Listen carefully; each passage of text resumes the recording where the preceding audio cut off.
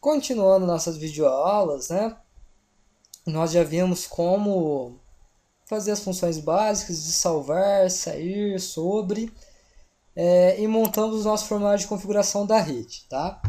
Vamos fazer parte da programação agora, né? Então vamos começar inserindo os nossos componentes WinSockets. Vai lá na barra internet, pega um servidor e pega um cliente. Vamos alterar os nomes, né? O nosso servidor vai ser o SS servidor. O nosso cliente vai ser o CS cliente, né? Configuração padrão, né, do servidor vai ser a porta 2048.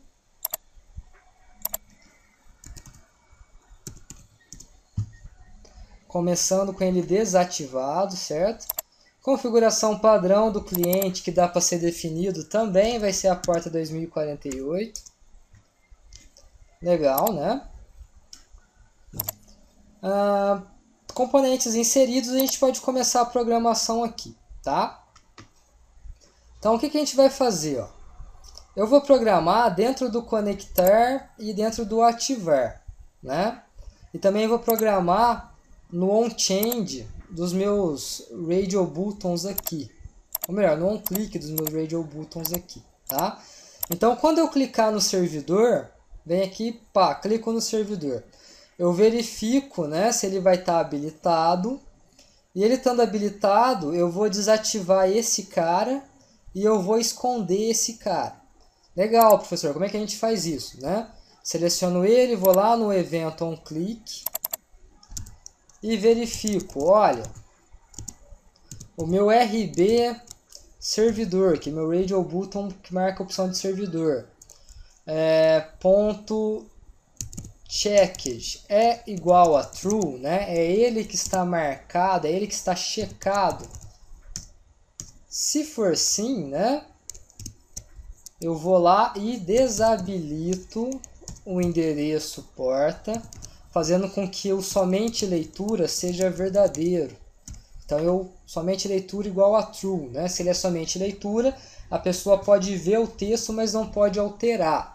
Né? No caso do servidor não tem endereço, é isso que a gente precisa. O meu botão conectar, que é usado para o cliente, vai ficar invisível. Eu posso vir aqui e definir ele para false.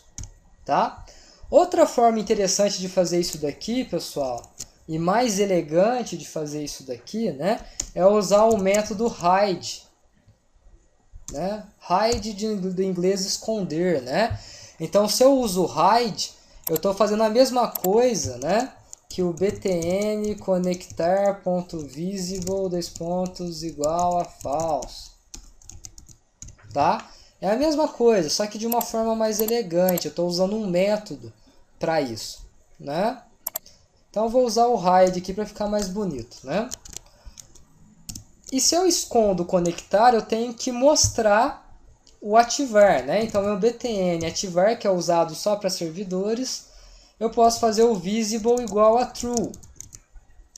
Mas outra forma elegante de fazer isso é usar o show, que vocês já conhecem, né?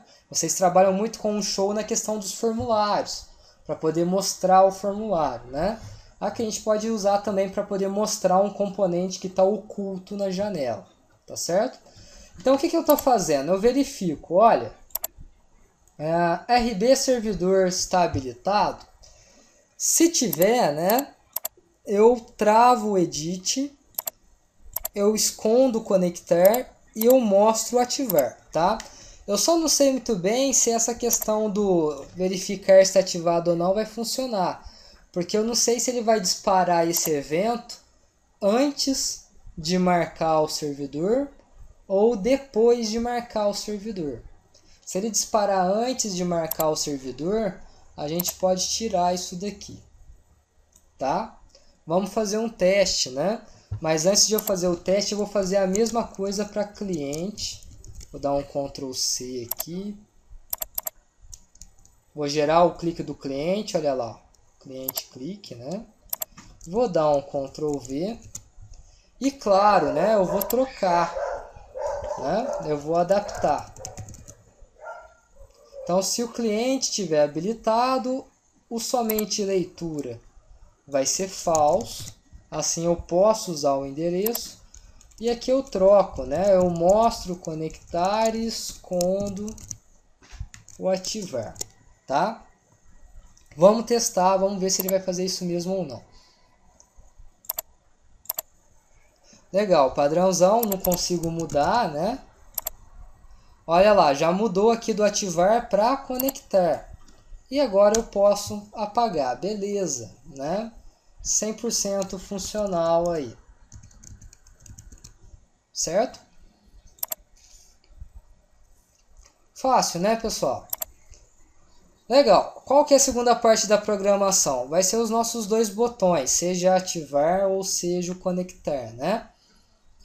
Uma coisa importante, né? Independente de eu pegar cliente ou servidor, cliquei aqui ou aqui, né? A gente vai desativar tanto o cliente quanto o servidor para evitar bugs aí, né? Da pessoa estava mexendo como cliente e aí ela alterna de cliente para servidor sem desconectar, por exemplo, tá? Então vamos tomar essas precauções para evitar mensagens de erros aí, né? Então vou adicionar aqui também, né? Antes de mais nada, vou colocar aqui, ó, o meu servidor. Na verdade está lá no formulário 1, né? Formulário principal.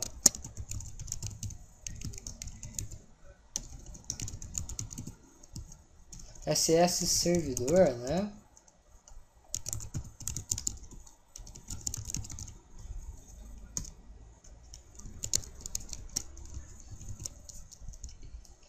E o meu CS cliente. Professor, eu devo estar acusando um erro, né? Claro que tá, né? A gente criou a ligação da unit principal com o config rede U, mas a gente não criou a ligação do config rede U com a principal U. Então, se eu quero usar recursos do meu formulário principal, eu tenho que estabelecer essa ligação aqui também, né? Senão não vai funcionar, né? Lá, já parou de acusar o erro. A mesma coisa vale para o servidor, tá? Ó que bonito, né? Legal. Como é que vai ficar o nosso conectar, professor? Nosso conectar, né? Então, partindo do conectar, que vai trabalhar com o cliente, não vai trabalhar com o servidor, né? Eu vou ter que acessar o meu CS cliente lá do FRM principal. Então eu vou usar o operador with, que eu já expliquei para vocês, né? Ao invés de eu ficar fazendo como eu fiz aqui, ó, FRM principal, ponto que me interessa, eu vou usar o with direto.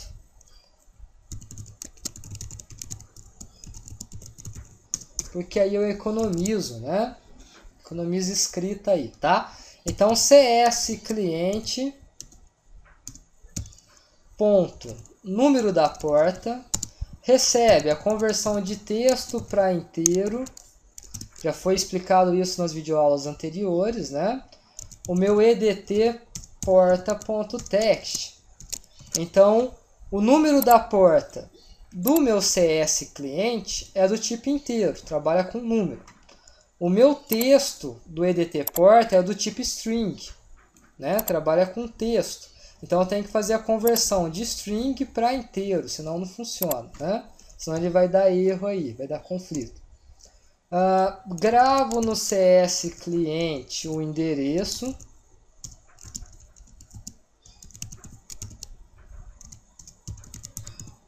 Aqui eu não preciso, né? Por quê? O endereço do meu CS cliente é do tipo string.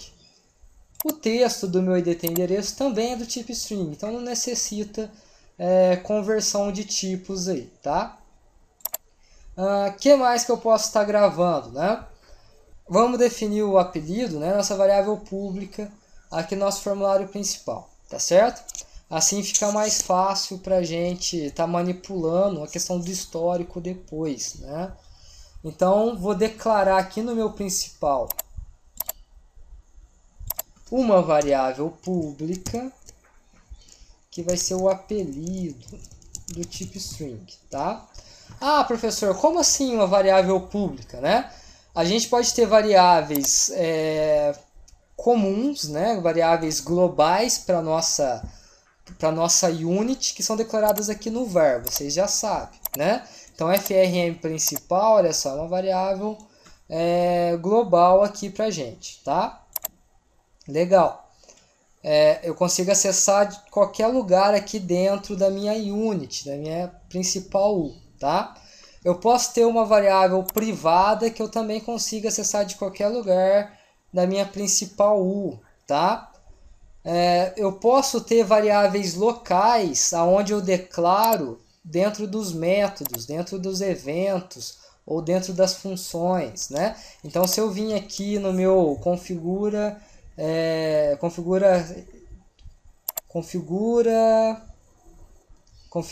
ex de rede um clique, né? Porque ele não consegue pegar o acento lá, tá? E declarar um var aqui. Essa variável a é uma variável local, né? Ela sendo local, ela só existe dentro desse evento, dentro desse begin e desse end. Eu não consigo acessar essa variável a desse outro evento, por exemplo, ou desse outro evento, ou desse outro evento, tá? Então essas são algumas diferenças. A pública, né? A pública, eu consigo acessar ela da principal U inteira, da onde eu quiser acessar. Eu consigo acessar ela daqui da config rede U. Eu consigo acessar ela aqui do sobre U. Eu consigo acessar ela de qualquer lugar que eu quiser, né? Então, como eu preciso fazer a gravação dela dentro de config rede U, mas ela está armazenada no principal U, eu declarei ela em pública. Assim eu consigo ter esse acesso privilegiado, né? Então, legal, né? Eu pego aqui o meu apelido, olha lá, o Delphi já consegue reconhecer para mim, né? O apelido. E digo que o apelido vai ser igual ao edtapelido.text, né? Esse cara é string e esse cara também, então não precisa de conversão, né? Então isso vai acontecer quando eu clicar no conectar. Ah, mas vai acontecer sempre que eu clicar no conectar? Não, isso acontece quando eu clicar no conectar e ele realmente for conectar o cliente, né? Poderia acontecer de eu clicar no conectar, não para ele conectar no cliente, mas eu clicar no conectar para ele desconectar do cliente. Poderia acontecer uma situação oposta, igual a gente fez nas videoaulas anteriores, a questão do botão que é conectar uma hora e desconectar na outra, né? Então, nesse caso, isso só acontece se... Ainda, melhor colocar ainda dentro do meu formulário principal, né? Para ficar mais fácil para mim. Isso só acontece se o meu CS cliente estiver desativado. Porque se ele está desativado, vocês já sabem, né? Se ele está desativado, a gente vai ativar ele aqui.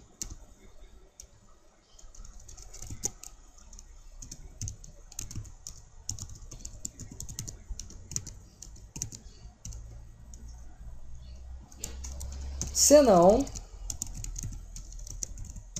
a gente simplesmente desativa.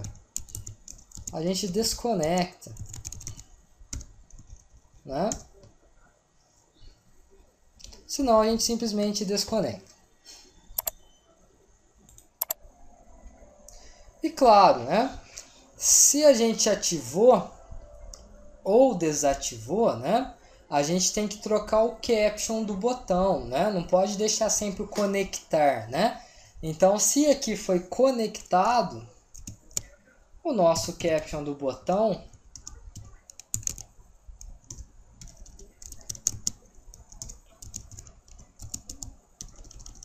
passa a ser o de desconectar. E se aqui estava conectado e a gente desconectou, né? O caption do botão passa a ser conectar. Bem parecido, praticamente idêntico ao que a gente havia feito nas videoaulas anteriores, né? Com aquele teste que a gente fez de transmissão de texto, que a gente montou o cliente de um lado e o servidor do outro, tá? Basicamente idêntico, né? Se ativa, muda o caption, se desativa, muda o caption, tá? Claro, grava as coisas, né? Se for ativar, né? Grava as configurações do cliente e do servidor, se for ativar, tá?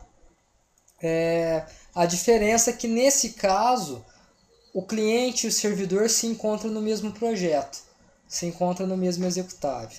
Essa que é a diferença, tá? Então a gente faz algo bem parecido para o servidor. Isso aqui é para o nosso cliente, né? Olha lá, ó, conectar clique, né? Vou copiar isso daqui e vamos fazer algo bem parecido, não para o conectar, né? Mas para o ativar. Para eu conseguir ver o ativar, eu posso pegar ele direto por aqui, tá, pessoal? Vim aqui clicar no ativar, né?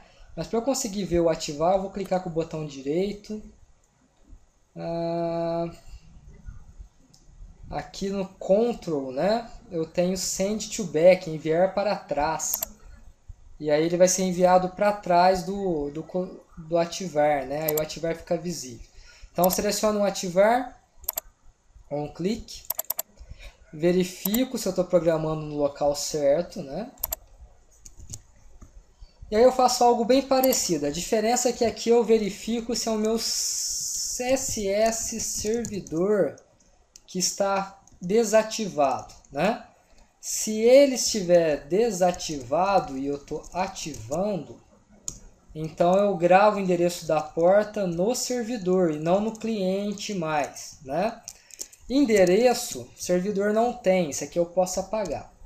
Apelido continua a mesma coisa, é uma variável só, tanto para servidor quanto para cliente.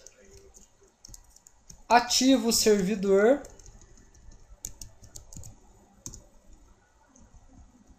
E ao invés de mudar o texto do conectar, né, eu mudo o texto do ativar. Ao invés de ser desconectar, vai ser desativar.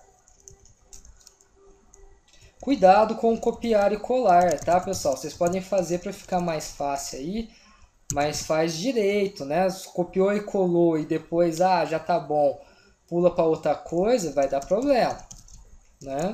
Sem preguiça na hora de fazer o copiar e colar. Prestem atenção no que vocês estão copiando, no que vocês estão colando e principalmente no que vocês precisam mudar desse trecho que vocês acabaram de colar aí, tá? Se eu não fiz nada errado, né? Pelo menos o servidor já é para estar funcionando. Se eu não fiz nada errado, né? Então, servidor, beleza. Olha lá, o firewall pedindo a permissão, né? Conceda a permissão. Ativado, né? Desativar. Pronto, o servidor já está parado. Ativar de novo, desativar, né? O cliente ele vai dar erro, porque eu não tenho um servidor rodando, né? Eu só estou com um executável do meu bate-papo em execução, né? Então eu precisava ter dois executáveis rodando.